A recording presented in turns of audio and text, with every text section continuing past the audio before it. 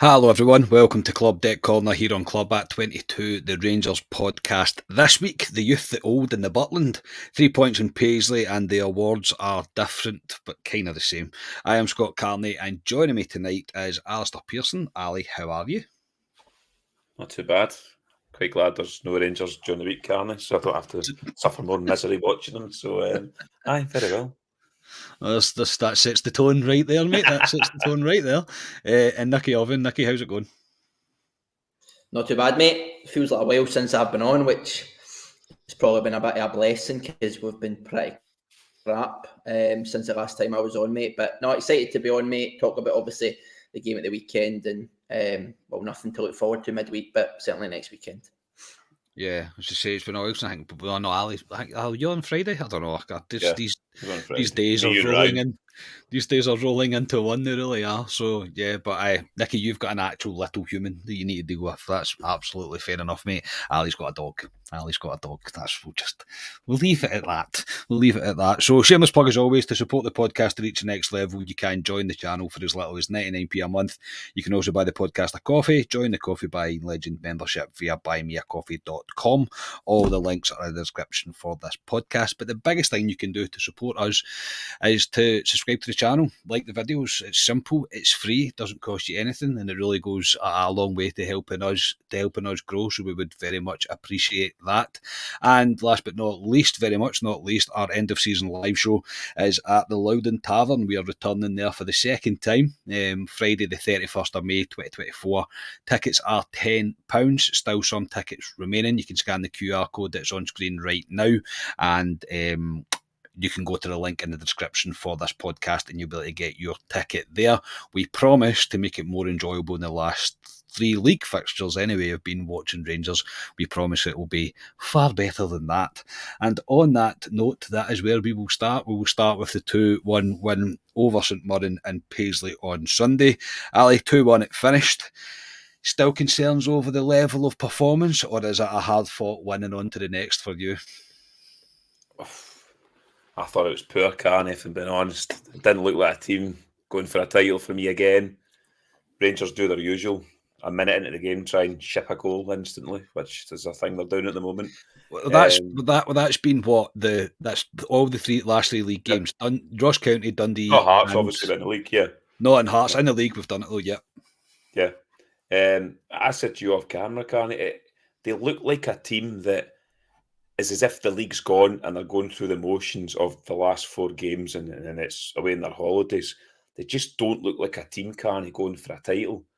And I know some folk might go, Celtic kind of struggled at Dundee, but I still think they have enough in their team to win games because they've been there and done it. For us, Carney, I just thought the weekend again, I just thought it was poor by Rangers. I know ultimately all you want to do is win games, but I'm looking at stuff like goal difference. You'll come on to obviously miss chances, but overall, I was delighted to win the game, Carney, because when we go to St Mirren, it is one of these grounds, we never really go to St Mirren and pump them, if you're being honest. If you look back, I know we beat them 3-0 this season, but they were down to 10 men. So we've never really gone there and gave them a doing, but it was a performance for me, Carney, and the lack of hunger. And the boy Gogic, for me, summed it up. I'd like his attitude in our players. He's a bang average player, but he showed desire, he showed attitude, and I think our players are lacking that at the moment, Carney. And I was happy with the 3 points, but it was not great to watch. No, I said on my post-match, mate, that Gogic, if some of our players could learn just a little bit from him about a guy that just wants to do everything. Desire. Everything for his team. And obviously the missed chance you're talking about, the Lawrence chance where Gogic gets back, it's a poor miss from Lawrence, but it's unbelievable effort from Gogic to get back there. None of our players are doing that right now. Sterling maybe apart, he's probably the only one that I could think would have probably bust a gut as far as he could to do that, but I can 100% agree, mate. I feel like I agree with pretty much every point you said, Nicky. It does very much look like we've got ourselves to a position where there was a chance for us to win the league. Now that we've got there, we start to believe that we can't win the league. And these performance levels, yeah, look, again, it's I don't want to be overcritical, and it is all about wins at this stage of the season, but we've been caught out with the poor performances twice now, with Ross County and Dundee. And if we're going to be honest, the St Mirren game, there was not a great improvement. Okay, we won the game, but that's pretty much all you can say. Aye, it wasn't a great watch, mate. I think Ali's pretty much spot on. I think pre the game, the only thing we'd have been interested in was getting 3 points right and getting away. And Ali makes a good point. I don't think we have many easy games in Paisley. I think if you look historically, they are always quite tough fixtures in Paisley. But I would echo Ali's point. I think the major concern for me at the minute is there seems a real lack of energy in the team, a real lack of urgency. I think obviously we look back at the Dundee game, even the Ross County game, we were kind of 3-2 down. We're pissing about in the middle of the park, playing wee triangles. There's no urgency, there's no energy, there's no press. We've lost, I think, a lot of that press that we seem to have and the energy that we had when Clement first came in. So it was a bit of a tough watch. I think I put in the WhatsApp 50, 60 minutes in. This has got a draw written all over it. Again, fortunately, obviously Dessers comes up and gets us the win. But it's just a lack of effort, a lack of urgency. And you're probably right. I do think there is a large portion of this squad who are built on confidence. That you can see it, like confidence. Tavernier, Goldson are two that we've spoke about a lot recently. When they are high on confidence, their performances are great, right? As soon as they lose a bit of confidence or someone goes against them, they just disappear into a shell. And we've seen it with Goldson. He's obviously been pulled out of the team. Tav has not been pulled out of the team for maybe it's a reason we don't have another right back. Sterling's been utilised elsewhere. We don't really have anybody else. Or maybe there's another reason behind it. He's captain, whatever. He's maybe doing something behind the scenes that we're obviously unaware of. But I think you're right. We look as if we're just lacking a wee bit of confidence. We look as if they're almost thinking we've made a bit of a mess of this and we're just going to need to get through the next 4 or 5 games. We'll then go away. We'll go to Magaluf or wherever it is they're going to. Marbella, etc., and we'll come back again next year and restart. But as fans, that's not what we want to see, mate. But like I say, it was a tough watch. But the key thing for the minute is just continuing to put pressure on Celtic, which we done. Obviously, they get a result, unfortunately, up at Dundee. But we just need to keep going. We need to do the same come the weekend as well. Yeah, that's going to be the case. That's 100% going to be the case, and I don't want it to be another or there's always next year, because there is still a chance that we could do something, but the team ultimately look like they don't believe that they can do it. And maybe it is a result of the poor results that we have had in the last 2 league fixtures. I just thought after Sunday at Hampden, where I thought Rangers were a marked improvement, don't think it was perfect, don't think it was the best football I've ever seen, but it was a marked improvement of what we'd seen. I thought it would kind of roll on into Sunday, and it was a really tough watch. 100% agree with that. Ali, our defensive fragility continues.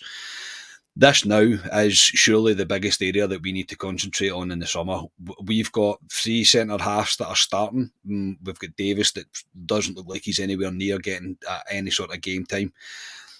But with Goldson was dropped. You can say that he definitely was dropped because he wasn't brought back in at the weekend. Balogun came in, didn't exactly cover himself in glory on Sunday. I thought he was pretty poor against a fairly average striker, just a big striker, and he didn't look great. He really didn't look particularly great.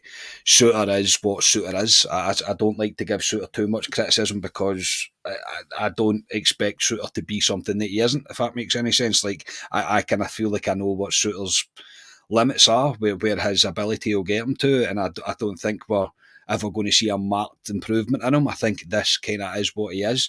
But now, coming towards the summer, mate, we're going to need to address defence, because pretty much everybody on that back line, some will argue, it depends what side of the Tav fence that you sit on, that maybe Tav will keep his space, but the other 3 spots are very much up for grabs now.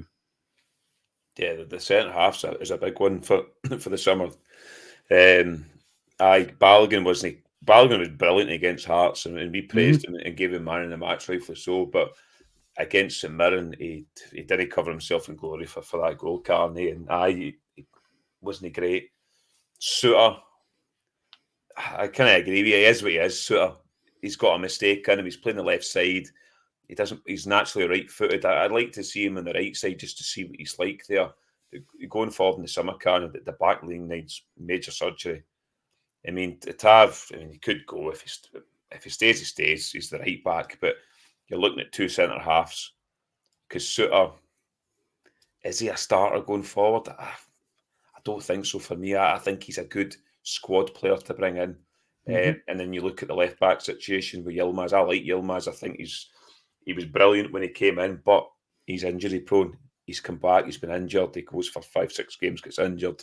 So interesting to see what happens there. But that's the two centre halves need to be addressed, and we need to get rid of players. Ben Davies has to go.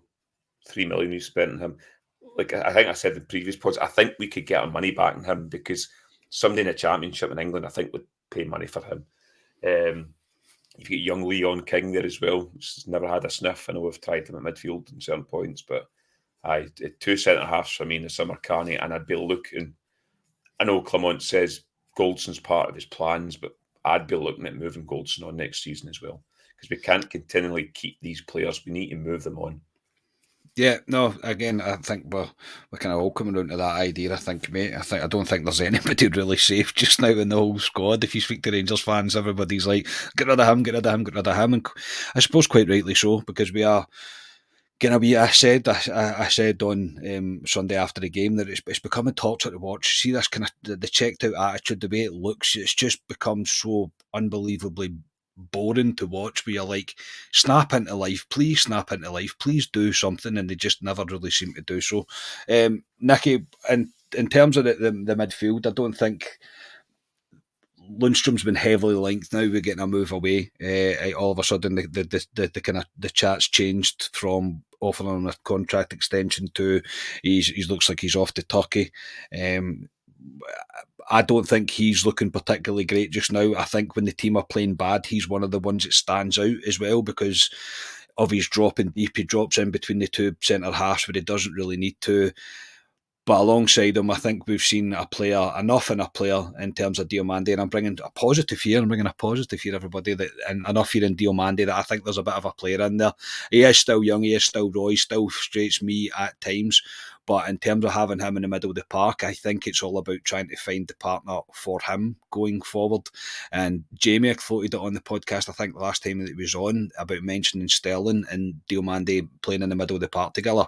What's your thoughts on that? To me, that's quite an exciting pairing to see. I think, I mean, firstly, the team need massive surgery right up the spine of this team, right? You look at centre half, centre mid, centre forward. We need major surgery in the summer. Obviously, it looks as though, to your point, Scott, we have addressed part of that with Diamande. Obviously, we've got the obligation to buy on him. On Lundstrom, firstly, I think Clement's making a lot of comments at the minute. I personally think that we as fans are reading too much into Clement's comments. He's making comments about Tav and Goldson and Lundstrom and who's going to be here next year. What we need to remember here is Clement has these 17 or 18 bodies, whatever it is we've got, because we're decimated with injuries, to get him through the next 4 league fixtures and a cup final. He needs to keep these players on side, right? Clement can't come out in a press conference and go, Lundstrom's not doing it for us, so Lundstrom will be out the door in the summer. It would just be ludicrous, right? Because Lundstrom will then completely down tools. But so he has got to try and keep these players on board. He will be having conversations behind the scene, undoubtedly, about players' futures. But at the minute, his sole purpose will be how do I keep these players on side? How do I get the maximum out of these for the next 4 or 5 fixtures so that we can be as successful as we possibly can be? On Lundstrom, I mean, the last time I was on, I spoke a bit about it. You know, when Lundstrom confidence is gone, right? Because he starts marking John Suter and Connor Goldson at centre half. He wants to go in and take the ball and play the 10 and 20 yard passes that, let's face it, Goldson and Suter are more than capable of playing themselves. There was a point, and I think actually the Rangers Review highlighted it on Twitter earlier, either today or yesterday. I was tearing my hair out, honestly, watching a game where Diamande was going back towards our own goal. He was kind of middle of the park. He wasn't under massive pressure, but he was going back towards our goal. He plays a quick pass to Lundstrom around the corner and does a 180 and breaks their press right? All he needs for Lundstrom is just a wee cushion pass back into 1-2, and we broke their press and we're up the park. Goldson, completely lacking confidence, goes straight back to Suter, right? They presses, we end up getting back to the goalkeeper, and all of a sudden, I think the ball ends up going out for a throw in to St Mirren, right? So Lundstrom, I do. A couple of weeks ago, we spoke about the new contract. I will admit, at the time, I was probably duped a wee bit. I think Lundstrom was going through his kind of annual purple patch, and I said, do you know what, maybe I would give him a new contract. But see, when you do watch him now, he's hit this. He's too inconsistent for me, right? We talk about these purple patches. How many times has he fallen off a cliff off the back of these purple patches? This must be 3 times now in the past 2 or 3 years. 3 or 4 times now he's fallen off a cliff in terms of his form. As a 6, and I've spoke about it a lot, we need a 6, let's face it, to be breaking a press, and 90% of their passes should be going forward, right? A la Raskin or Diamondi, who are always looking to break presses, kind of play the more risky passes. So I think we do need to be looking at a number 6. I think we've nailed down the number 8. I think Diamondi looks like a right steal. I would still like to see Raskin given a chance. And to your point, Scott, I think over the last couple of years, where we've probably lost against Celtic is we can't match their energy in the middle of the park. Somebody like Diamondi and Sterling, as you say, as a 2, could probably match the energy and the dynamism that Celtic have in that centre midfield position. I think the biggest problem we have at the minute, Scott, is we're having to utilise Sterling here, there and everywhere because of injuries and other players off form, etc. But in an ideal world, if you have, and I think I said this, it's like a massive domino effect of losing Yilmaz, because if you lose Yilmaz, all of a sudden Sterling needs to come in here. You then can't play him at right wing, or you can't play him at centre mid or whatever. So it's a bit of a domino effect, but with the hope that maybe Yilmaz is hopefully not too far away, I would like to see, as you say, maybe a pairing of Sterling and Diamandi. I think they'll give you energy. I think Sterling gives you that bit of grit. See on Gogic, just before I finish up, none of our players look as if they're up for a physical battle. Nobody looks as if they're willing to get in a physical battle. Do you look at that Gogic, right? He's not the best football player. Really aggressive, constantly wants to go in and get he kind of bullied Dessers. He bullied Dessers for large parts of that game, in my opinion. You look across the city, Carter Vickers, right? You don't want to praise him too much. Really aggressive, physical, will constantly go and winning the ball. Our centre half stand off, you know what I mean? Striker, take it, turn, and then I'll maybe try and get the ball off you. It's just not what we want to see. And as you say, Sterling's maybe somebody that gives you that bit of aggression in the middle of the park that we maybe miss. Yeah, that leads me on to Jack Butland, Alistair, who's where would we be without Jack Butland? He has been voted the Players' Player of the Year and the Men's Player of the Year at the Rangers Player Awards, which is voted for, and the latter is voted for by the fans. He's also been nominated for the PFA Player of the Year award. The save at the end of the first half is absolutely top draw. I mean, absolutely top draw. It's Alan McGregor-esque, and that's probably high praise that I could give Butland. He's not expected to make that save. He's going completely the opposite way. He flings his hand out. He gets Tav out of trouble, as you mentioned, right at the start of the game, where Tav decides to do something with the ball that's not advisable when you're facing your own goal and at that time of the game. But again, it's Butland that's there to make the save. He's been crucial for us. My fear now, mate, is with the amount of surgery that this squad needs, a decent offer, and I'm not talking a good offer at what we would all expect to sell him for, but now a decent offer for Butland, I think we struggle to keep him past the summer.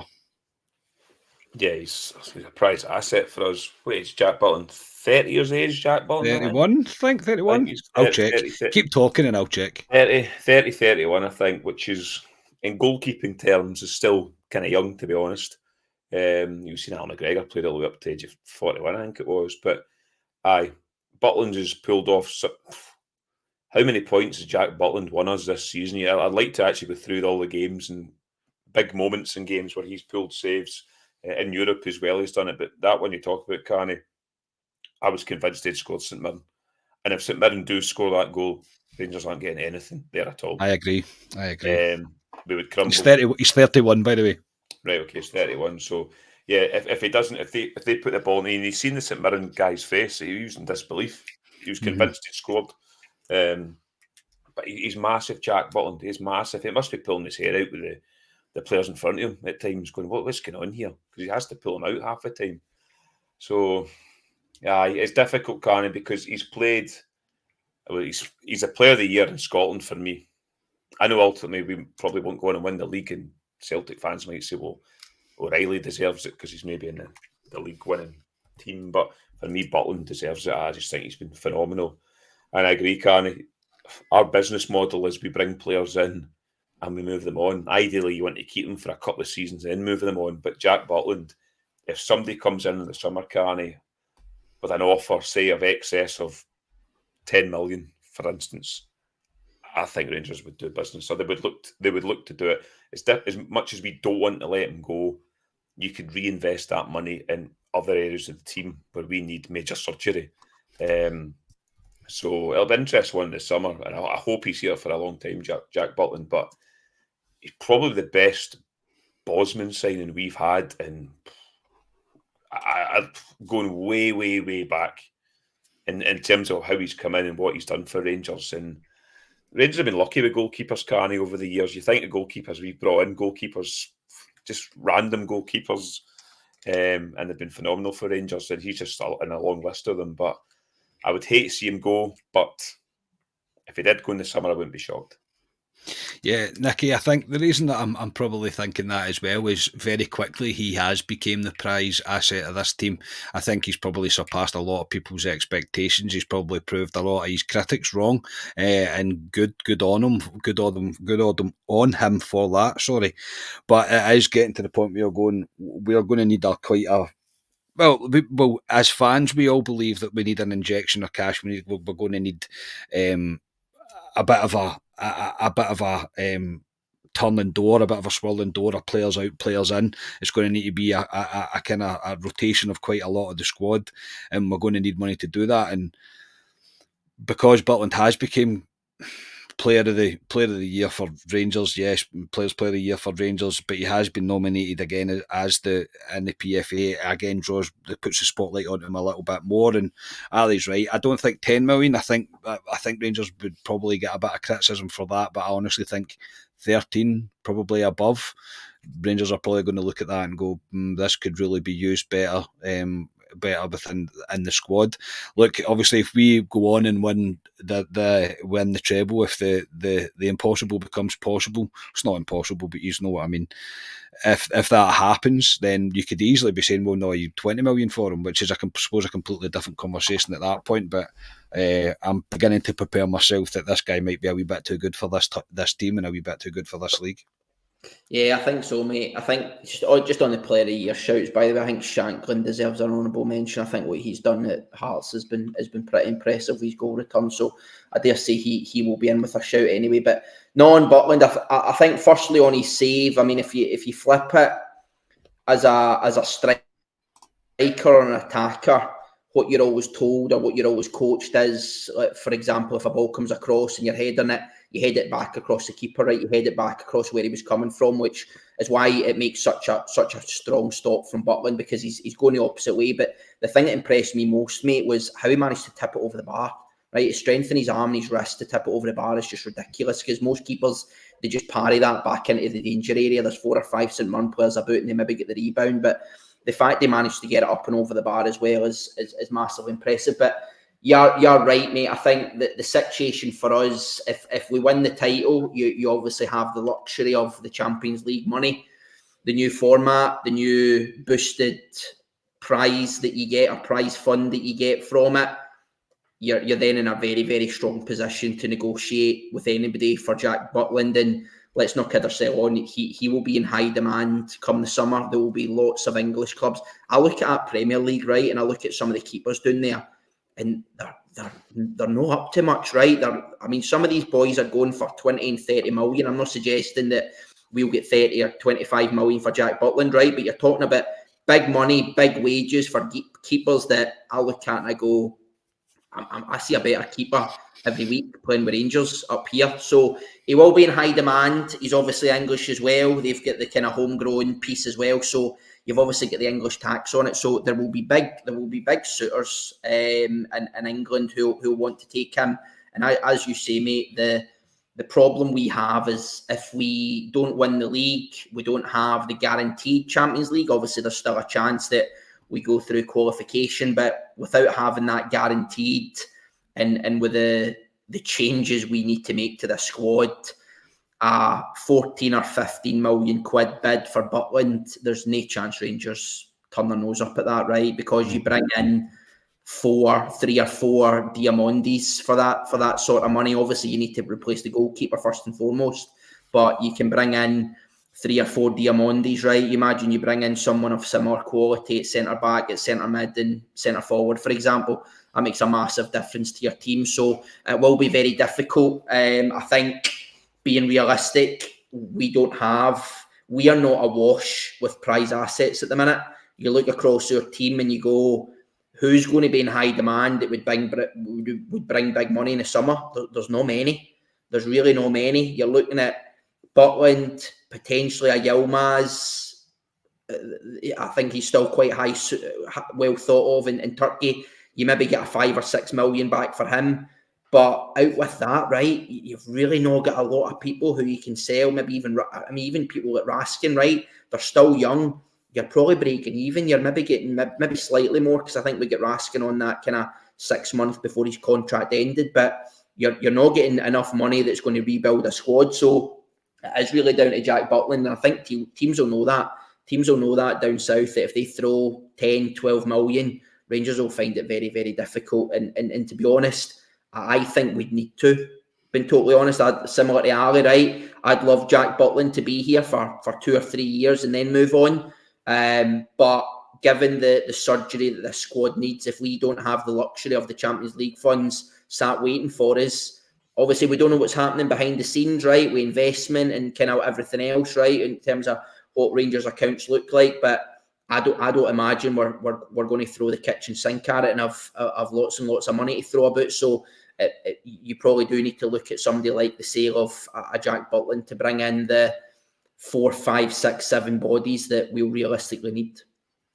Yeah. I say I'm mentally beginning to prepare myself for it, because obviously I don't want to see Jack Butland go anywhere. He's absolutely tremendous, he really is. But I think he's a fantastic guy to have within your squad and to represent your club as well. He speaks very well, and he's a fantastic goalkeeper. But yeah, it's looking like I would be shocked if there's not serious bids made for him. I really would be shocked, but just due to how good he has been this season, and he was a massive part in getting us out of Paisley with the win.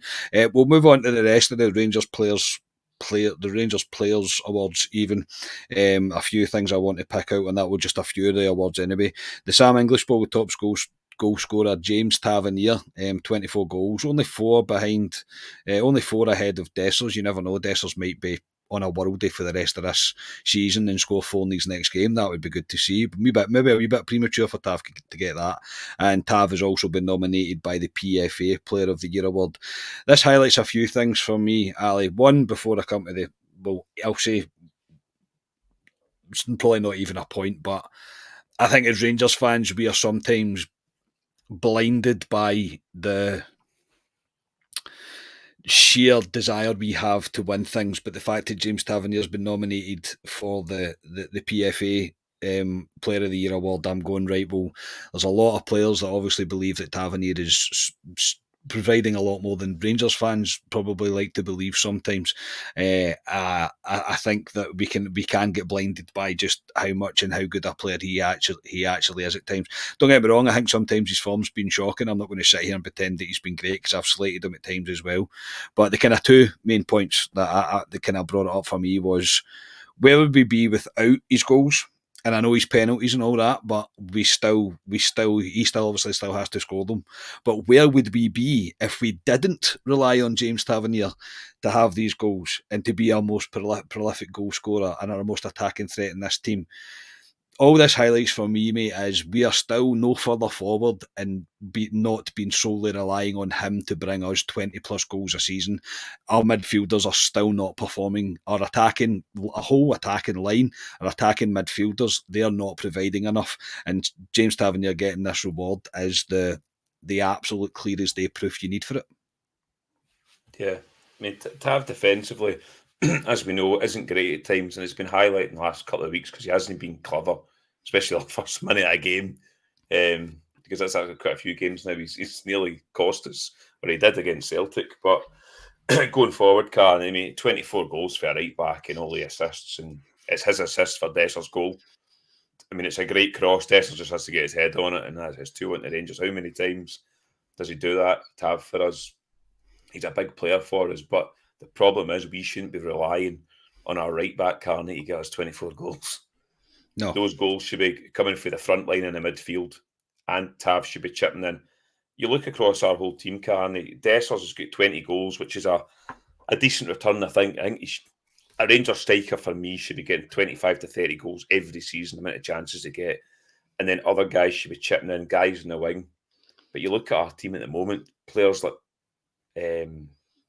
Cantwell, Lawrence, Lundstrom, hardly any goals. And then you look at the two centre-halves as well, Karen, hardly anything between them. We're not a threat for corner kicks, set pieces. So yeah, it's a concern for me that we've had to rely on certain guys over the years. You look back, and there was the 1 year it was Morelos we relied on because there was no goals coming from anywhere else in the park. It's the only year we had when we spread the goals was when we won the league, the 55 season. And the goals were spread. Our centre-half scored quite a lot of goals that season as well. But it's a concern for me that we have to rely on Tav. A guy at the age of 32 is still doing it for us. And 24 goals for a right back is ridiculous. Phenomenal. It's ridiculous numbers, and his assists. I mean, it is ridiculous. But folk always bash him in the head for his defending. I just think Rangers fans have either decided they don't like Tav or they like Tav. I just think that's where he kind of falls with Rangers support. But Clement should be looking at that for next season. Going, look, the goals need to go across the team, because it's disappointing on midfield. You look at Lundstrom against St Mirren, shooting was horrific. Absolutely horrific. So bad. And our midfield's been like that for years, Carney. The amount of times we're shouting for guys to have shots from outside the box, and when they do, it's probably a reason why they don't, because they can't shoot. So it's that's something for me going forward next season, to try and get more goals in the top end of the park. Yeah, Lawrence was a perfect example of it with that chance, as I say, the one we mentioned earlier. He should score there. He has to score there. Like an in-form attacking midfielder buries that, no matter how much effort the defender is putting in to get back to it. And Nicky he's Tavernier's distanced himself from the rumours of Saudi Arabia, and I still stand by. Look, and people can slate me if they like, and I'm saying Tav's not been perfect. It's not been his best season for us, but when James Tavernier's not there anymore, you're going to notice it. I agreed, mate. I think you have took the words right out of my mouth. I think I've said for donkeys, right, we were over-reliant on Morelos. Morelos' form dipped, and we become over-reliant on James Tavernier. Ryan and I had a friendly ding-dong in the WhatsApp about James Tavernier over the last few days.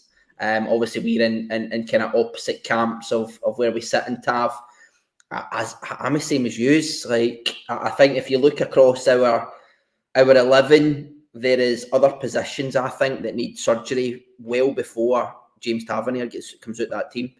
I don't think it's any coincidence that when we have strong players and a really strong team structure, like the 55 season, James Tavernier sweeps every award in the country, right? It's no coincidence that James Tavernier sweeps every award, right? When he has capable centre-halves and centre-mids playing around him that allow James Tavernier, are allowed to get the best and the most out of James Tavernier's game, there's no coincidence that you get the best out of James Tavernier. So I would be very surprised if we don't see James Tavernier in August. I think he mentioned the testimonial thing, right? Correct me if I'm wrong, maybe one of the listeners will. Does he need to be here another year before he gets a testimonial? Is this his 9th year? You're on his 10th? Another 2 years? No, 2 years. No, 2 years. Right. So in my opinion, he'll be here for another 2 years, right? He's probably not get massive sell-on value unless you get a stupid bid for Saudi and Gerrard does us a favour, right? I can't see anybody else touching him, right? I really can't. I can't see many teams down south, maybe championship teams. I just can't see it. He's 32. I think a lot of the teams would look at him and go, he's a kind of overlapping, all-action fullback. How long are you going to get out of a 32-year-old doing that sort of role? So I think he will be here for the next 2 years. But I wouldn't be massively upset about it. I do think there is a portion of Rangers fans who will not forgive him for the Maida thing a few weeks ago. I think that was probably the final straw for a lot of fans. I don't think there will be a portion of fans that just simply will not forgive him for that mistake.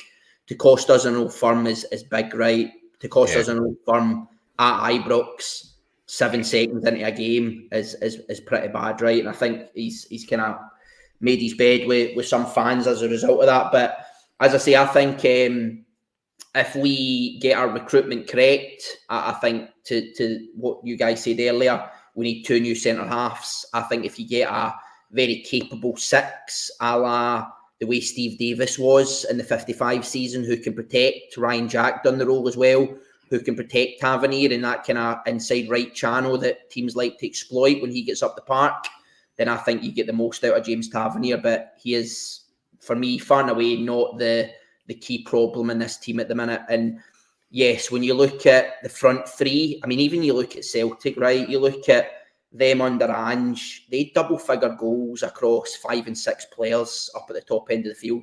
Ali makes a brilliant point. The 55 season, Morelos had 16, 17 goals. Tavernier was similar. Roof was similar. Kent, Hadji, Aribo, double figures as well. We just don't have that at the minute. We massively need to address that if we're going to move away from this reliance on Tavernier. Because I said that a few weeks ago. What then happens is as soon as Tavernier's form goes off, Rangers start dropping points and people start pointing the finger at James Tavernier. And it's, he's maybe a symptom of it, but he's by far and away not the only problem. Like I say, because you've not got capable strikers and wingers and attacking midfielders contributing, that kind of all comes into why Rangers' form, I think, has went off over the last few months. No, I do agree. I think I'm not saying for this to say that for any second that Tav's been perfect, and I do think his form's been poor at times, but I still think there's other areas that need addressed, and I do think there is some mental scarring there with him, and I do think he lapses into this kind of serial loser bracket, and I think that's fair. I do, because of what he hasn't won, I suppose, but ultimately I still think it might need addressed. I think he needs some serious competition in that area, but I do think that it's more the centre halves and, as you say, the spine of the team that need addressed first and foremost. Goal of the season was Matondo v Celtic. Fantastic goal, to be fair. Any other one jump your head, Ali, quickly, that you'd have picked over that? Christ, what a thing. Nicky, probably not, to be honest. Can't think of any. No, I don't think so. Honestly, I can't even remember any decent goals this year. I remember Donders was good. Donders was a cracker. Tav against Ross Kemp. Tav against Ross Kemp when he stepped into midfield and whipped in the top. That was a belter. That was a really good goal. Sam Lammer's goal as well. That was a peach. Sam Lammer's goal was a cracker. So I was just wondering quickly, the John Greig Achievement Award, I'll probably save this for another podcast, to be honest, was awarded to Connor Goldson. A lot of reaction to this online, some crazy stuff online about it. Rangers Twitter went into a bit of a tizzy about it. I heard David Edgar saying something and I probably agreed with him. See, if John Greig wants to give Connor Goldson an award, who am I to argue with John Greig? He's the greatest Ranger that's ever lived. I'm not going to say otherwise. And I think Goldson's another one that you have to remember.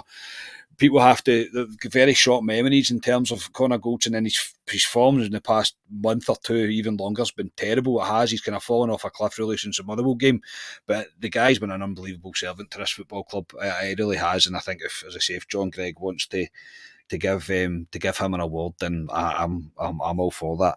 Ross McCausland was voted the Men's Young Player of the Year. Ali, should he be getting more of a chance this out of this season for the rest of this season?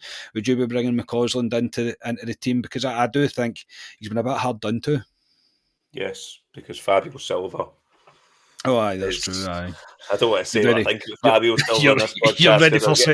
You're ready for setting him on fire. Aye. Yeah, I'd get our podcast cancelled, Carney. Fabio Silva, for me, I know I've not touched on him, but at the weekend, atrocious again. Honestly, I'd drive him down to Wolves, and I don't want to see him in the Rangers jersey for the rest of the season.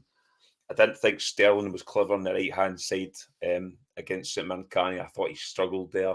Yeah. Again, it's not his position, so yeah, I'd give McCausland a go in the last 4 or 5 games what we've got. If it's the right or it's the left, I'd play him, because Fabio Silva for me doesn't get in that Rangers team.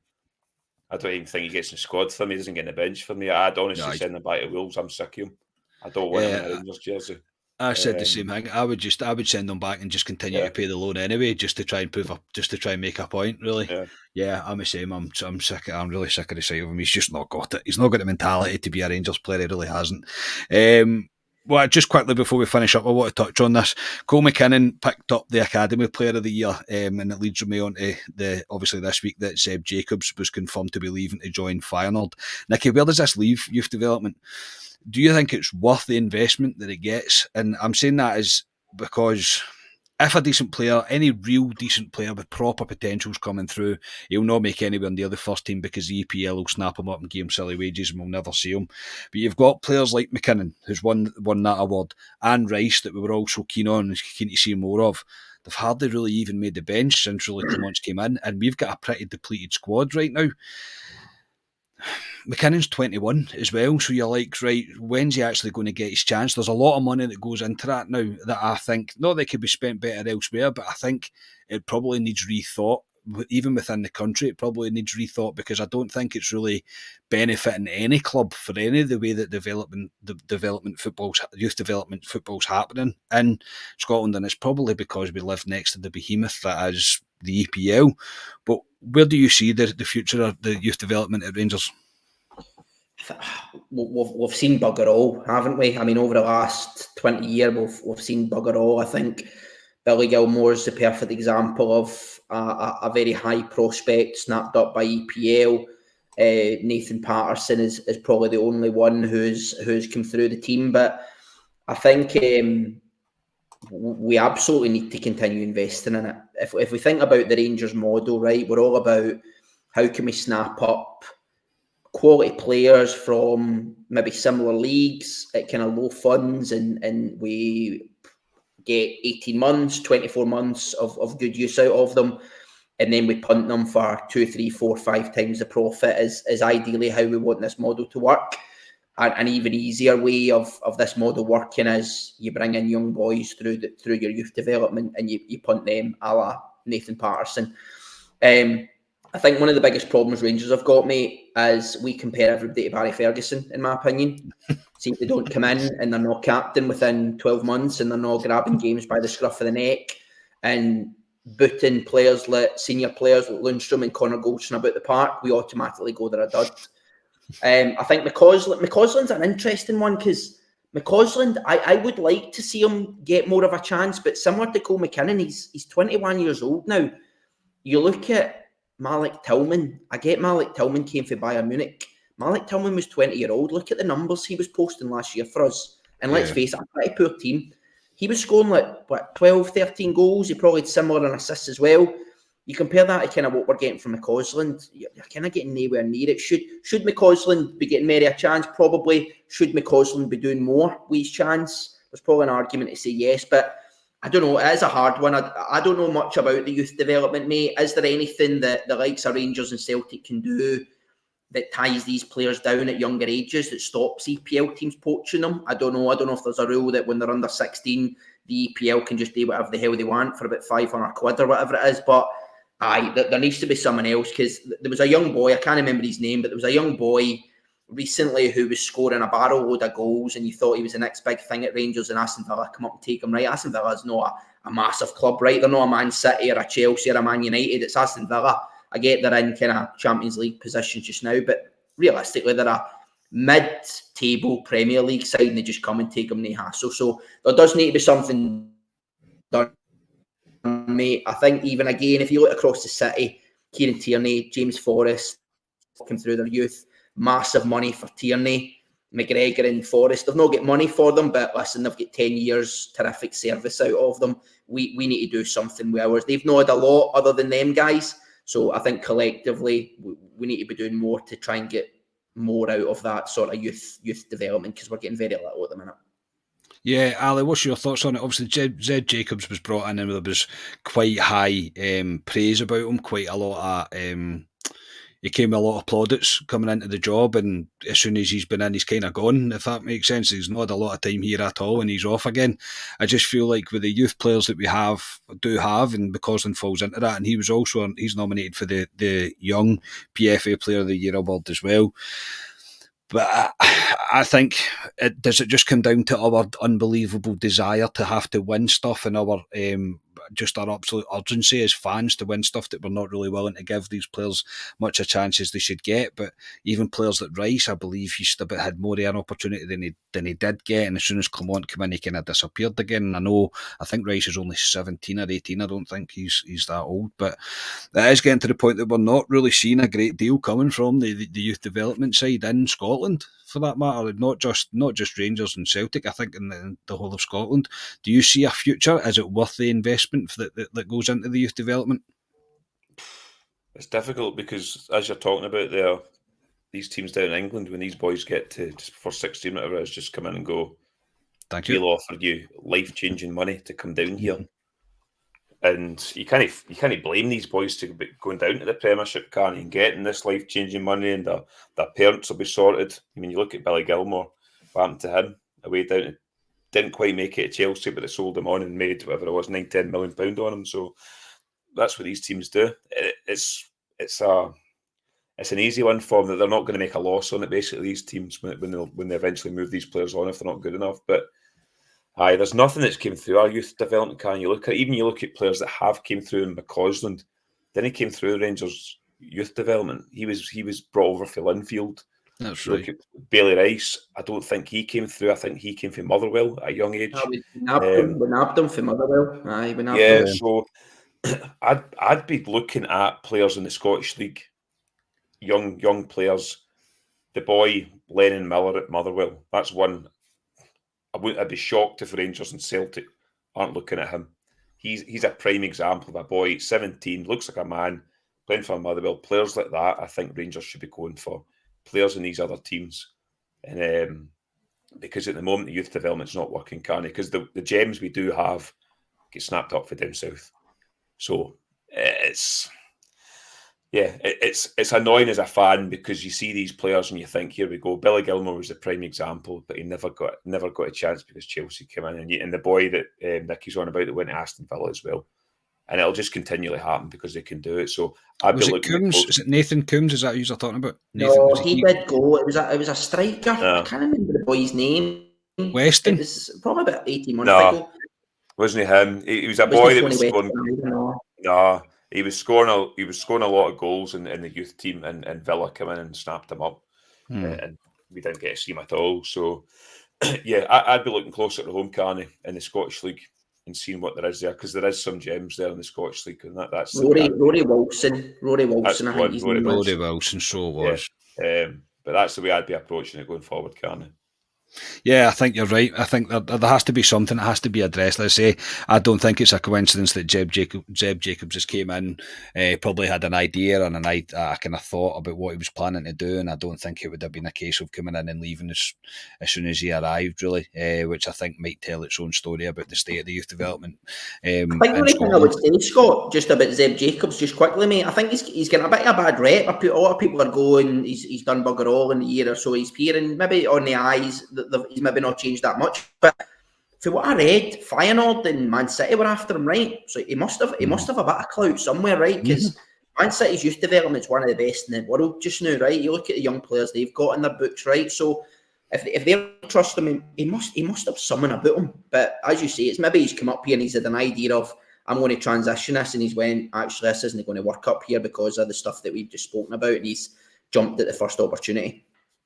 Yeah, well, hopefully McCausland and Rice are two that we see more of. I would like to see more of the youth. Even McKinnon, he's quite a big lad, McKinnon. He looks like he's not too far away from making an impact on the team. But as I say, he is 21 now, so he's going to be looking at wanting to try to play football, and hopefully he's rewarded that opportunity, and there's a bit of a re-injection of life put into our youth development, and we start seeing a bit of results from it. That'll do us for tonight. Alistair, thank you very much for your time. No problem. Good to be on, talking all things Rangers, and on to Sunday. Obviously we've got a Friday before, but Rangers Sunday. They need to win because Celtic play on the Saturday, but obviously we'll get into that. We'll get into that on Friday, mate. Yeah, there's plenty of time to be negative, mate. Don't worry about that. There is. No, Nicky, thanks very much, mate. Thanks for having us, mate. Good to be back. Good to have you back. We will be back on Friday, as I just mentioned, with Club Live. We'll look ahead to the Kilmarnock game and the importance of the next cup final, I suppose you could call it. Before you go, if you could like the video, subscribe to the channel, that would be magic. Also, remember, tickets for our live show are still on sale. I would be very much looking forward to seeing you all there. Thank you for tuning in to us tonight, today, tomorrow, whenever you listen to us. We are Club at 22, the Rangers podcast. Cheers, everybody.